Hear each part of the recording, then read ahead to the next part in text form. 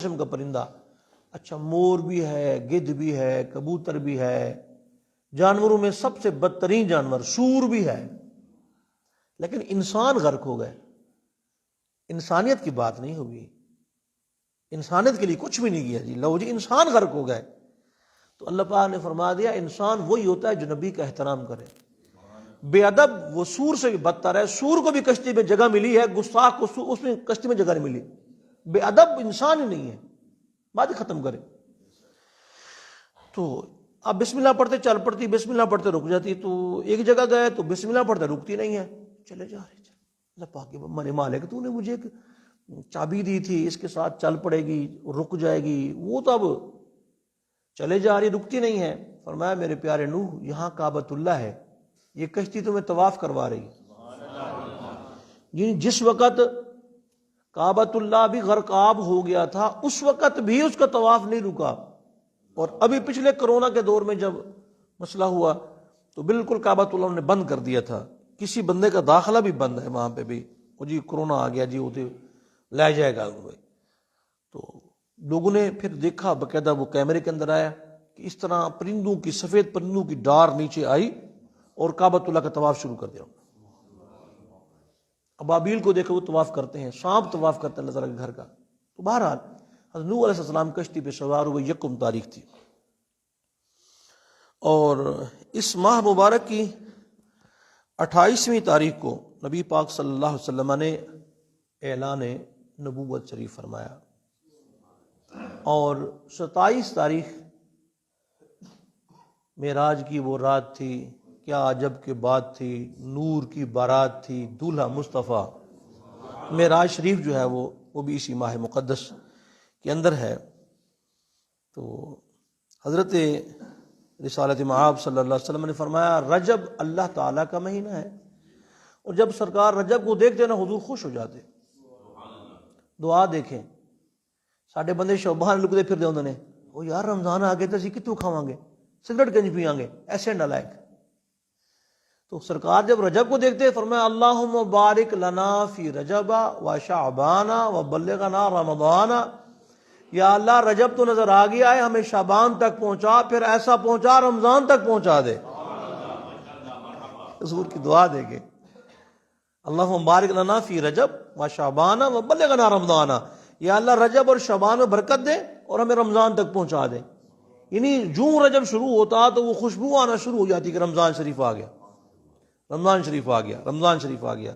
تو فرمایا رجب اللہ تعالیٰ کا مہینہ ہے. ترتیب بھی دیکھو، رجب اللہ کا مہینہ ہے اور شعبان و شہری، رمضان کس کا مہینہ ہے؟ میرا. اور رمضان میری امت کا مہینہ ہے. ترتیب دیکھتے ہو، رجب شعبان رمضان اکٹھے. اور 4 مہینے حرمت والے ہیں، 3 مہینے اکٹھے ہیں، ذی قعدہ، ذوالحج، محرم، وہ 3 حرمت والے. یہ رجب اکیلا ہے.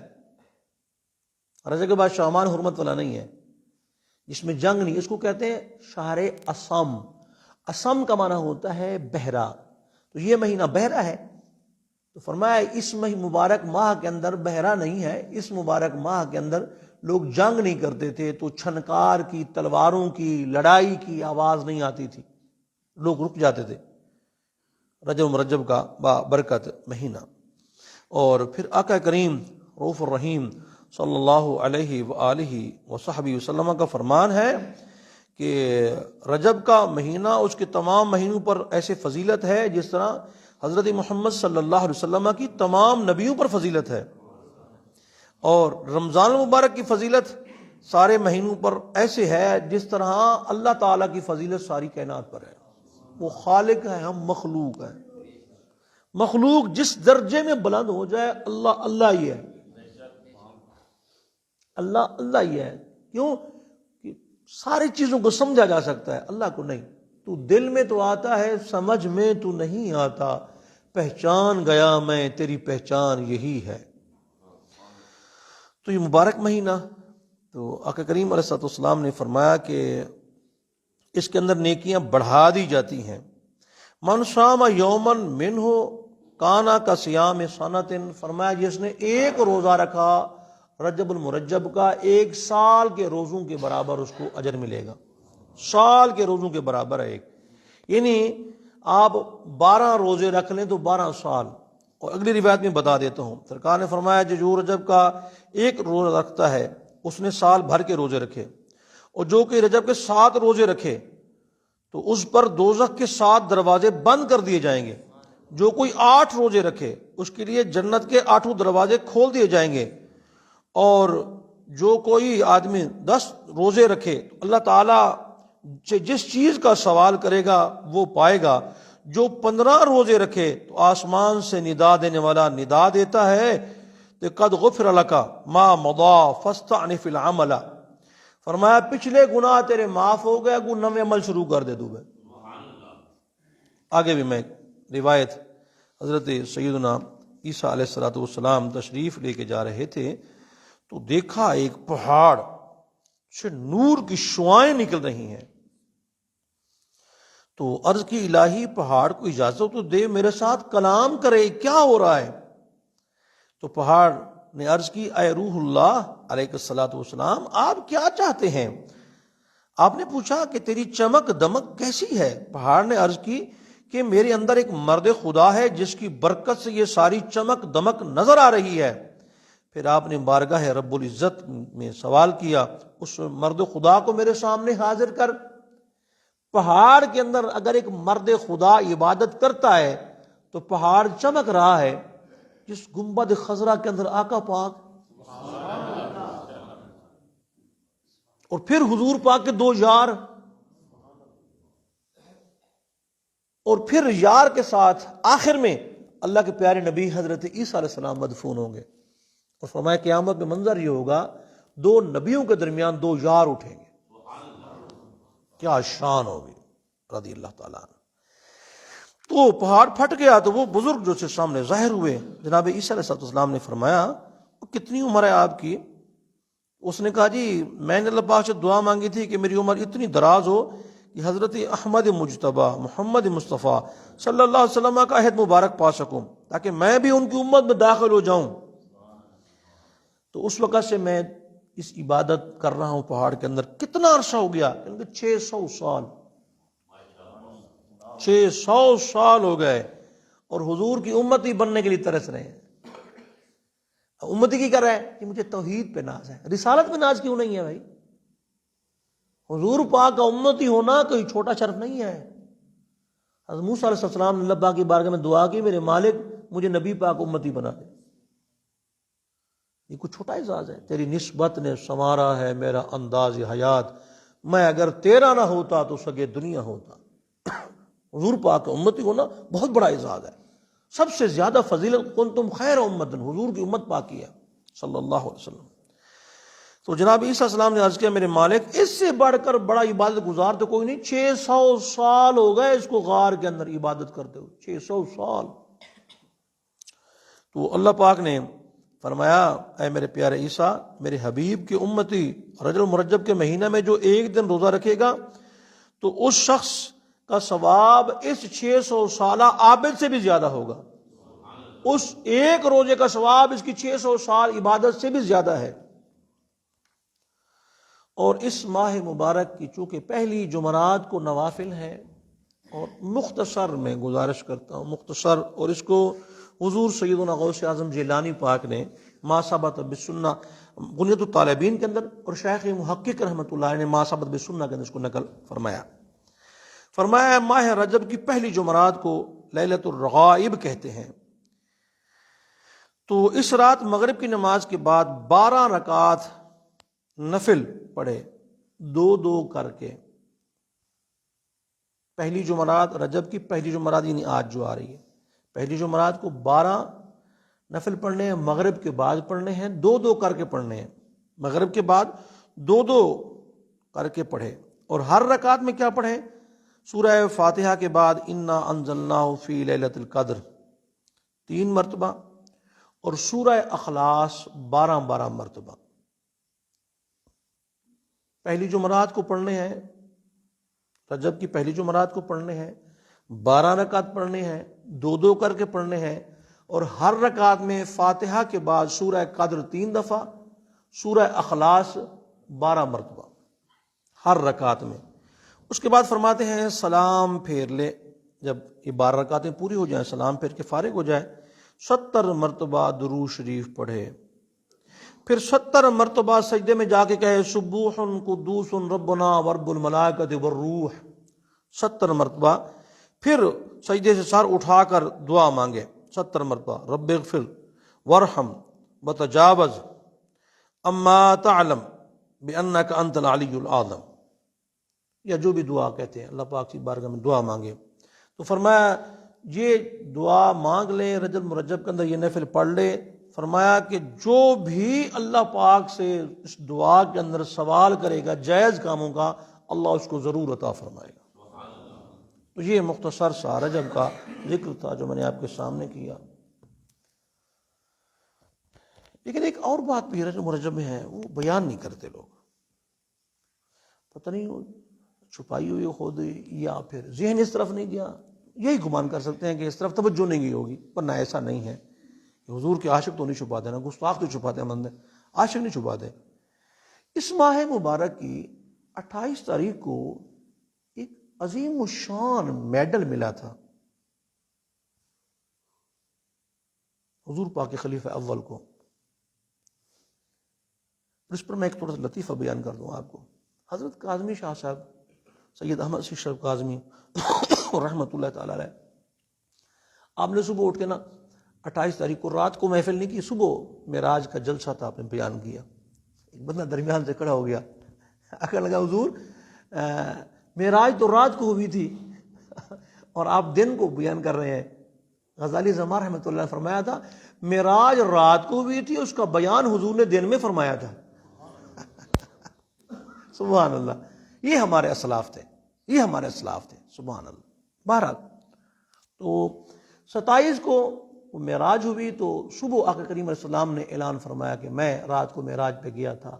تو ابو جہل پارٹی ساری وہ نکڑی، سارے پاسے پھیل گئے۔ سب تو پہلے انہوں نے کیا ہے حضور دے یار نو جدا کرو، اج وقت آ گیا۔ انہوں نے کہ ابو بکر، اس وقت آپ کا نام ابو بکر تھا، صدیق اکبر نہیں تھا، ابو بکر تھا۔ ابو بکر او عبداللہ پیارے، بات تو سنو۔ کیا بات؟ کہتے ہیں ایک بندہ کہتا ہے میں ادھر سے فلاں جگہ، فلاں سے فلاں جگہ میں گیا، تو تمہاری کیا رائے ہے؟ آپ نے فرمایا ایسا نہیں ہو سکتا، ایسا نہیں ہو سکتا۔ انہوں نے کہا اچھا، پہلے پکا کیا، پھر اس کے بعد کہنے لگے جس کے بارے میں آپ کہہ رہے ہیں کہ ممکن نہیں ہے، تو تمہارے حبیب، تمہارے صاحب، تمہارے محبوب جن کا تم نے کلمہ پڑھا ہوا ہے، وہ کہتے ہیں میں گیا واپس آ گیا، یہ کیا بات ہوئی؟ اب بتائیں پھر۔ تو آپ نے فرمایا اگر انہوں نے فرمایا ہے تو یہ سچ ہے، باقی بات عقل پہ تولی، جب نبی پاک کی بات آئی تو عقل سے ورا، عقل پہ نہیں تولی۔ فرمایا اگر وہ فرمایا تو پھر سچ ہے، اور تو چاہے تو ہر شب ہو مثال شب اسرا، تیرے لیے 2-4 قدم عرش بری ہے۔ تو اس وقت نبی پاک صلی اللہ علیہ وسلم نے آپ کو لقب دیا صدیق کا۔ تو رجب کے ساتھ صدیق کا تعلق ایسے ہے کہ 28 رجب مرجب کو جب معراج کی تصدیق کی آپ نے، تو آقا کریم علیہ السلام نے آپ کو لقب کس کا دیا؟ صدیق کا۔ تو پھر صدیق کا ذکر خیر بھی ہم حدیث پاک کے ضمن میں کر لیتے ہیں۔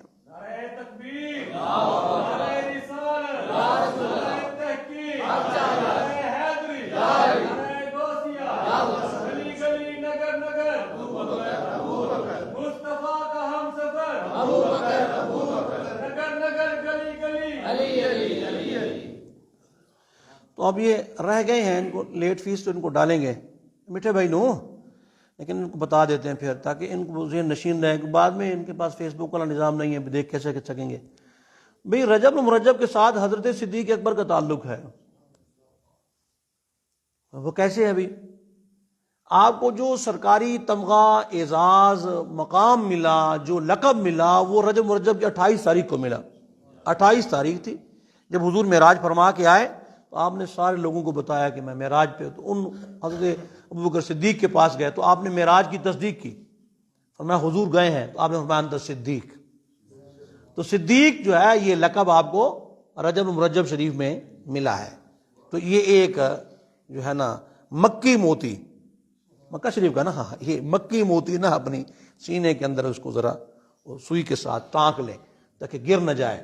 تو جس کو رسول اللہ بھی صدیق کہیں، رب بھی صدیق کہے، مولا علی بھی صدیق کہیں، ساری کائنات بھی صدیق کہے، جہاں عشق والے عقل والے فرزانے رک جائیں، چل نہیں سکتا فرشتہ تیری رفتار کے ساتھ.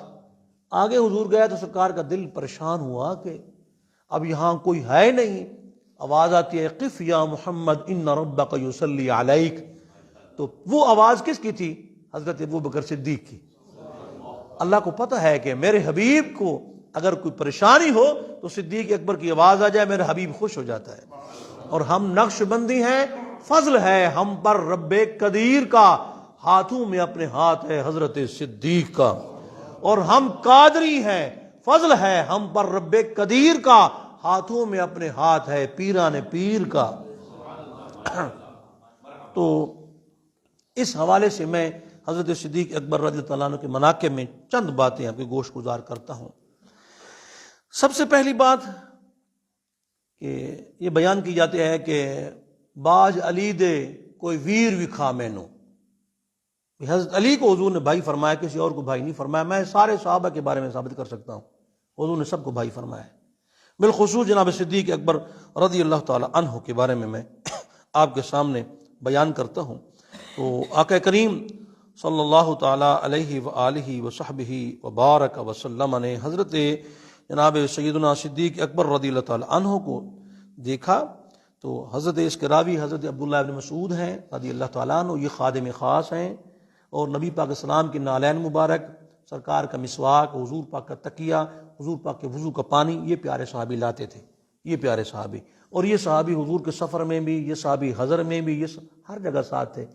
جڑے ناڑ سن انہوں نے نہیں پتہ نماز کس طرح حضور پڑھتے سن، ناڑ والوں نہیں پتہ نماز کس پڑھتے سن. اور روایت بھی جامع ترمذی کے اندر موجود ہے.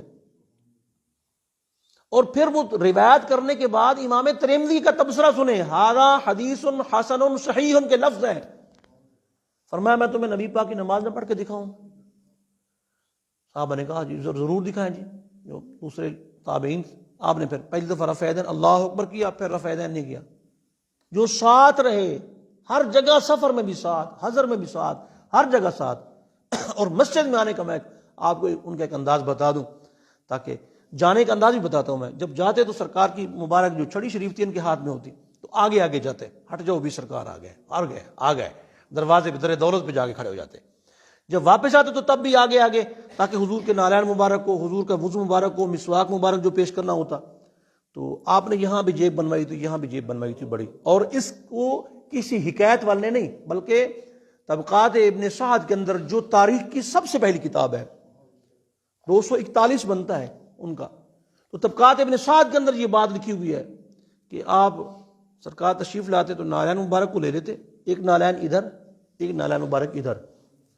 اللہ اکبر. یہ صاحب تو خیال ہے رسول، خیال نالین آ رہا ہے بھائی.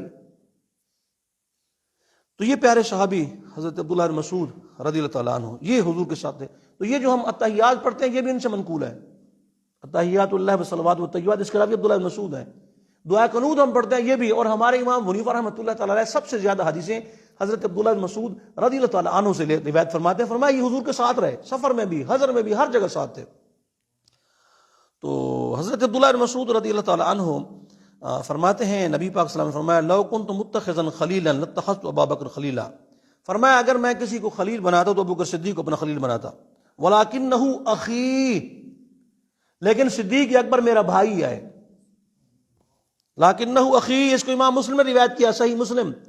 لاکنہ اخی، لیکن میرا بھائی ہے. وصاحبی، میرا دوست ہے، میرا سنگی بھی ہے، ساتھی بھی ہے، میرا بھائی بھی ہے.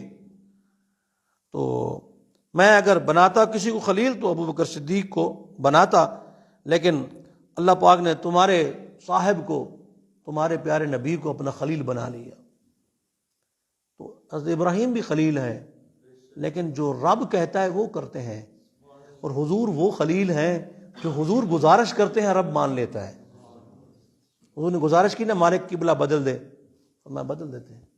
قیامت میں قیامت میں فرمایا والا سوف یعطیک ربک فترضی، محبوب لوگ میری طرف تک رہے ہوں گے، لوگ میرے اشارے کو، لوگ میری رضا کو چاہ رہے ہوں گے، اور میں قیامت میں تیری رضا کو چاہ رہا ہوں گا۔ اور جو محبوب کے نقش قدم پہ چلے یحببکم اللہ، ایسا خلیل ہے اللہ اس کو بھی حبیب بنا لیتا ہے۔ تو فقط اتنا سبب ہے انعقاد بزم محشر کا کہ ان کی شان محبوبی دکھائی جانے والی ہے۔ تو آقا کریم رؤوف الرحیم صلی اللہ علیہ وآلہ وصحبہ وسلم نے ان کو فرمایا یہ میرے بھائی ہیں اور یہ میرے سنگی اور ساتھی ہیں۔ اب بھائی جو ہے، بھائی ہو اور اپنا چیز پیاری رکھے، سارا کچھ حضور پہ نثار کر دیا۔ جناب سیدنا عمر فاروق اعظم رضی اللہ عنہ گھر سے مال لائے تو آپ نے فرمایا ما ابقیت لأہلک، گھر میں کیا چھوڑ کے آئے؟ اس کو امام حاکم نے روایت کیا اور صحیح حدیث ہے۔ فرمایا ابقیت لهم اللہ ورسولہ، گھر میں اللہ اس کو رسول چھوڑایا ہوں۔ تو حضرت عمر کو فرمایا آدھا مال گھر چھوڑایا۔ فرمایا جتنے لوگوں نے میرے پر احسان کیا میں نے سب کا بدلہ چکا دیا سوائے ابو بکر صدیق کے رضی اللہ تعالی عنہ۔ اور آپ فرماتے ہیں کہ جتنا مجھے ابو بکر صدیق کے مال نے فائدہ دیا کسی کے مال نے اتنا فائدہ۔ اور ابو بکر صدیق کا مال حضور ایسے نہیں خرچ فرماتے تھے کہ مانگتے تھے ابو بکر دے دو، نہ، جس طرح اپنے ذاتی مال میں تصرف فرماتے ویسے ہی حضرت ابو بکر صدیق کے مال میں تصرف فرماتے تھے۔ یہ بھی اپنے اندر تھوڑا سا نا یہ بھی پیدا کرو کہ آپ کے مال میں جو ہے نا وہ آپ کا جو رہبر ہے، آپ کا ہادی ہے، اس کا ایک حق ہے۔ وہ آپ کو یہ نہیں کہہ رہا کہ یہ مال مجھے نا وہ میرا بلڈنگ بنا دو، وہ آپ کو کہہ رہا ہے کسی دین کے کام میں لگنے کے لیے۔ تو کوئی ایسا بندہ بھی ہے اس دنیا کے اندر جو اپنی ہادی اور رہبر، اپنے امام اور اپنے پیر و مرشد کو اجازت دے دے کہ جناب میرا مال جیسے آپ چاہیں خرچ کر لیں؟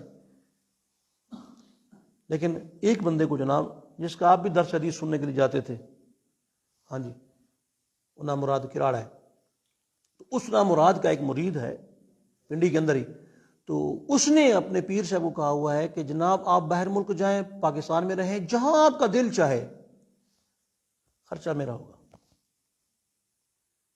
پورے سال کا وہ لکھ کے دے دیتا ہے کہ میں عمرے پہ گیا تھا، اتنی دفعہ میں جہاز پہ سفر کیا، فلاں جگہ گیا، تو وہ پورا خرچہ ایک مرید دے دیتا ہے۔ اور ایک بندہ میں نے دیکھا ہے اعظم مارکیٹ میں، اس کے ساتھ مجھے بڑی خوشی ہوئی۔ ہمارے ساتھ ایک مولانا صاحب پڑھاتے تھے، تو میں وہاں پہ گیا تو ان کی دکان پہ محفل میلاد مصطفیٰ تھی۔ تو جب میلاد کی محفل ہوئی تو فارغ کو میں نے کہا جی یہ کہتے یہ میرے امام صاحب ہے۔ میں نے کہا امام صاحب تو سارے نے ہے نا، امام اور ہاتھی چمی جا رہے ہو؟ میں کہ کیتا کی ہے واسطے کچھ کیتا ہے، تسی کچھ کیتا ہے اتنا نیکی، عمرہ کروایا، کوئی حج کروایا یا کوئی پیار؟ کہنے لگے حضور میں نے یہاں دکان خریدی ہے، جب سے میں ادھر آیا ہوں میں نے کمیٹی ڈالی تھی تو میں نے اپنا پلاٹ خریدا 5 مرلے کا، 5 گز کا بھی ہے، میری اپنی ذاتی کوٹھی بن رہی ہے تو اس کی بھی کوٹھی ویسی بن رہی ہے، جیسے میرے گھر میں کھانا آتا ہے سبزی پھل سارا کچھ، ویسے امام صاحب کے گھر بھی آتا ہے روزانہ۔ اور بات کریں، اور یہ میرا گلا دکان کا جو ہے جب یہ چاہیں کھول کے جتنا چاہیں پیسے لے جائیں، میں نے کبھی ان کو نہ حساب کیا نہ ان سے بات چیت کی۔ میں نے حضور پاک اللہ نے کیا فرمایا، یا ایھا النبی حسبک اللہ، محبوب تجھے اللہ بھی کافی ہے،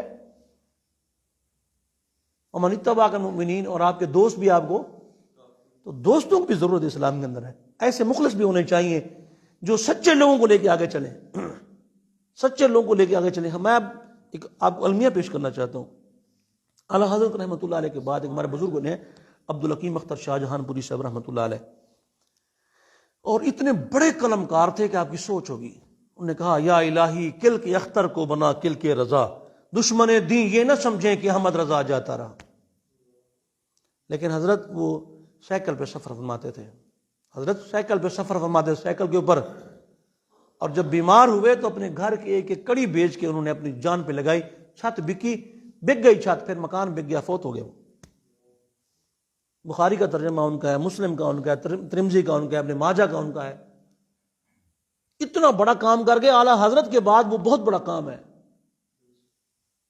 مطلب یہ ہے کہ جو اپنے علماء ہیں جہاں بھی ہیں حق ہوں، حق ہوں۔ آپ کا فرد، میں تقریر کرنے کے لیے گیا، یہ شیخ محمد افضل صاحب اتاری، میٹھا افضل کلا تھا ان کے جوہر ٹون گیا ان کے گھر میں، ٹھیک ہی مہینے کے بعد اتنے بڑے کتابوں کا سیٹ، اس میں وہ تفسیر کبیر کا ترجمہ تھا، بہت ساری چیزیں، وہ میں کتاب ایک لے کے نہیں دینا، یہ بھی کس طرح بھی شیخڑے نے کوشش کر دیتی ہے، بڑی بڑا خرچہ کر کے آ گیا، خیر ہوئے سی میں وہ خیر ہے، میں کہ بھائی کی گل ہے، آکھنے لگے جی ایک مول پیر صاحب وہاں پہ ایک حاج سے وہاں پہ تشریف لائے ہوئے تھے آپ کے خطاب میں، انہوں نے آپ کا خطاب سنا، انہوں نے کہا یہ بہت بڑا عالم ہے، میں تو فلاں عالم کے پاس جمعہ پڑھتا ہوں، تو اس عالم نے ہمیں ترغیب دلائی ہے کہ اپنے عالم کو ہر مہینے کم از کم بھی 15 سے 20 ہزار کی کتابیں لے کے دو، ان کی ایجوکیشن بڑھے گی نا، ان کو تو 2 کتابیں سیٹ دیے ہوئے ہیں، کیا کریں گے؟ حوالہ پوچھنے اٹھا کے، ہر بندہ منہ اٹھا کے کہتے ہیں حوالہ دو جی، آپ نے کیا لے کے دیا حوالہ پوچھنے آ گئے؟ اپنے علماء کو امیر کریں، اپنے علماء کے کتب خانے بنائیں، مال آپ نے لگایا پیروں پر، نعت خانوں پر، رزلٹ علماء سے مانگتے ہیں آپ، فرض ہے آپ کے ذمہ ہے یہ کام، رزلٹ مانگنے علماء سے آ جاتے ہیں، پیسے نعت خانوں کو دیے تم نے، پیسے تم نے پیروں کو دیے ہیں جن نے دین کو بگاڑ دیا پکڑ کے، الا ماشاء اللہ جو سچے سچے پیر ہیں ان کی بات اس میں نہیں ہے، جو سچے سچے نعت خان ہیں وہ سے خارج ہیں، میں پیشہ ور پیروں کی بات کر رہا ہوں، پیشہ ور نعت خانوں کی بات کر رہا ہوں میں۔ تو صدیق اکبر نے اپنا سارا مال حضور کو جیسے چاہے صرف کریں، تو حضور کے بھائی بھی نبی پاک اسلام پہ مال خرچ کرنے والے بھی جناب صدیق اکبر، اور پھر آقا کریم صلی اللہ تعالی علیہ وسلم سے پوچھا گیا، یا رسول اللہ یہ تو مال خرچ کر کے ہر کوئی خلافت لے لینا ہے، مال خرچ کر کے ہر کوئی لے لینا خلافت، یہ بتائیں آپ کو سب سے زیادہ پسندیدہ شخصیت کون ہے؟ عمرو بن عاص فرماتے ہیں نبی پاک صلی اللہ علیہ وسلم سے میں نے پوچھا، میں نے کہا یا رسول اللہ ای الناس احب الیک، حضور آپ کو سب سے زیادہ، اور یہ حدیث پاک بخاری مسلم دونوں کے اندر ہے، سب سے زیادہ پسندیدہ کون ہے، افضل کون ہے؟ فرمایا عائشہ، سب سے زیادہ پیاری مجھے عائشہ صدیقہ ہے رضی اللہ عنہا۔ فرمایا مردوں میں؟ فرمایا ابوہا، اس کے باپ جناب صدیق اکبر پیارے ہیں۔ یہ الگ الگ معاملات ہیں، بیٹی ہونے کے حساب سے سب سے زیادہ پیاری فاطمہ الزہرا ہے، بیوی میں زیادہ پیاری سیدہ عائشہ صدیقہ پاک ہے، اور وہ چونکہ صدیق اکبر رضی اللہ تعالیٰ عنہ نبی پاک صلی اللہ تعالیٰ علیہ وسلم کے سسر مبارک بھی تو لگتے ہیں نا، تو اس حساب سے آپ سب سے، اور مسئلہ بڑا عجیب ہے، حضرت عائشہ صدیقہ سے پوچھا گیا جی حضور پاک کو سب سے زیادہ پیارا کون تھا؟ آپ فرماتی ہیں حضرت فاطمہ الزہرا۔ مردوں میں؟ فرمایا مولا علی۔ جب حضرت فاطمہ الزہرا کو جا کے پوچھا گیا یہ بتائیں مردوں میں زیادہ پیارے کون تھے سرکار کو؟ فرمایا ابو بکر صدیق۔ فرمایا عورتوں میں؟ فرمایا سیدہ عائشہ صدیقہ۔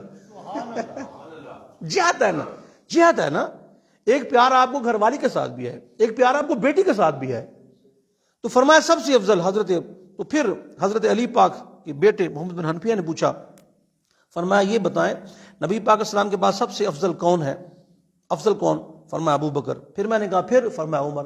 خود مولا علی فرماتے ہیں، اور صحابہ کرام کہتے ہیں سرکار اسلام ظاہری حیات کے ساتھ تھے، ہم حضرت ابو بکر صدیق کے برابر کسی کو نہیں جانتے تھے، پھر حضرت عمر کے برابر، پھر عثمان غنی کے برابر، یہ ترتیب، اور سرکار اسلام کے لفظ ہیں وَرَسُولُ اللَّهِ حَيٌّ، سرکار ظاہری حیات کے ساتھ تھے، ہم کہتے تھے افضل امہ، امت نبی بعد نبی ابو بکر ثم عمر ثم عثمان، سرکار کی موجودگی میں حضور سے پوچھا گیا تو فرمایا وہ زیادہ افضل ہیں، مولا علی نے بھی فرمایا وہی زیادہ افضل ہیں، سارے صحابہ کہتے ہیں حضور کی موجودگی میں ہم کہتے تھے کہ سب سے افضل حضرت ابو بکر صدیق ہیں، پھر حضرت عمر ہیں، پھر حضرت عثمان ہیں، پھر حضرت مولا علی ہیں کرم اللہ وجہہ الکریم۔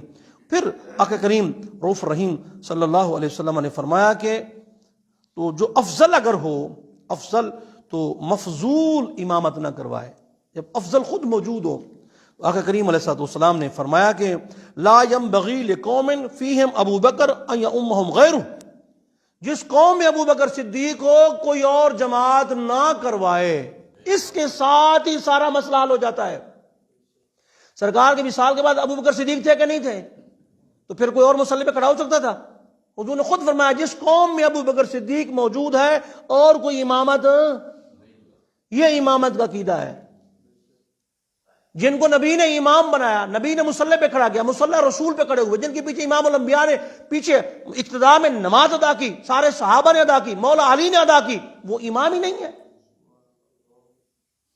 یہ عجیب بات ہے، عجیب فلسفہ تم نے بنا لیا بھائی۔ تو فرمایا نہ کوئی نہ کرے۔ اور پھر آقا کریم صلی اللہ تعالی علیہ وآلہ وصحبہ وبارک وسلم نے فرمایا میں پھر تمہیں ایسا نہ کروں۔ حضرت سیدہ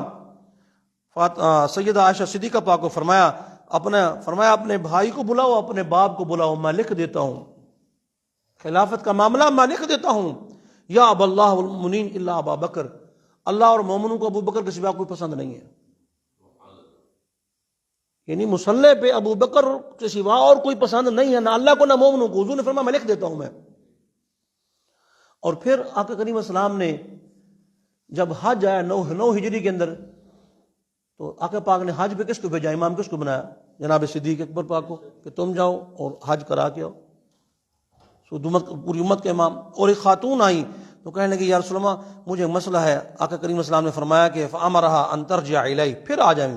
قالت یا رسول اللہ ارایت ان جئت ولم اجد کا، اگر میں آؤں اور آپ کو نہ پاؤں، کانہا ترید الموت، اس نے کہا سرکار وصال فرما جائیں گے تو پھر میں کہاں جاؤں؟ فرمایا فإن لم تجدینی فأبی بکر فآتی ابا بکر، اگر تو مجھے نہ پائے تو صدیق اکبر کے پاس جانا. اور حضرت امام صدیق نے کہا فإنہ الخلیفۃ من بعدی، میرے بعد میرے خلیفہ ابو بکر صدیق ہے رضی اللہ تعالی عنہ. تو یہ بھی فرما دیا آقا کریم علیہ السلام نے. پھر یہ تو دنیا کی بات ہے، آخرت کی بات بھی نبی پاک اسلام نے فرمائی. اور آقا کریم علیہ السلام نے فرمایا کہ جو شخص دوزخ سے آزاد شخص کو دیکھنا چاہتا ہے وہ ابو بکر صدیق کو دیکھ لے. فرمایا انت عتیق اللہ من النار، تو جہنم سے آزاد شخص ہے. حضور پاک اسلام نے فرمایا صلی اللہ علیہ وآلہ وسلم. اور پھر آقا کریم علیہ السلام نے فرمایا کہ امامت لکھ نہ دوں. پھر حضور السلام نے دروازے بند کروا دیے. جو بھی کھڑکیاں مسجد نبوی کی کھلتی تھی نا، آقا کریم علیہ السلام نے فرمایا سارے دروازے، ساری کھڑکیاں جو ہیں وہ بند کر دی جائیں. جتنی کھڑکیاں ہیں الا خوخۃ ابی بکر، مگر حضرت صدیق اکبر رضی اللہ تعالی عنہ کا جو کھڑکی ہے وہ نہ. اب آپ کو پتہ ہے وہ کھڑکی کس جگہ پہ ہے؟ دروازہ جناب صدیق اکبر کس جگہ پہ اوپر ہے؟ اگر میں دساں گا تو پھر ٹکٹ نہیں پے گی عمرے دنوں ساریاں گلاں. ہوں تینوں پہلے میں دسیا تو ہے نا کہ خرچے تو بغیر نہیں چرچا ہوتا. تو مفتی چرچے لین کر بھائی خدا دے بندیا. اللہ پاک آپ اور مجھے سب کو اللہ پاک مدینہ جانا نصیب فرما دے. تو یہ باب السلام پر ہے، یہ باب السلام ہے. باب السلام کے ساتھ باب صدیق اکبر ہے. باب السلام پہ جائیں، یہ سلام کا باب ہے، یا یہ ساتھ ہی دروازہ ہے صدیق باب صدیق اکبر. تو یہ صدیق اکبر کا دروازہ اس لیے تھا یہاں صحابہ کرام کے گھر تھے. یہ ساتھ ریاض الجنہ ہے. تو یہاں سے مسجد نماز پڑھانے کی اجازت ہے. فرمایا سب کی کھڑکیاں بند کر دو. ابو بکر صدیق نے چونکہ نماز پڑھانے آنا ہے، میرے بعد خلیفہ ہے، یہ کھڑکی کھلی رہے، یہ مسجد میں آتے رہیں اور جاتے رہیں.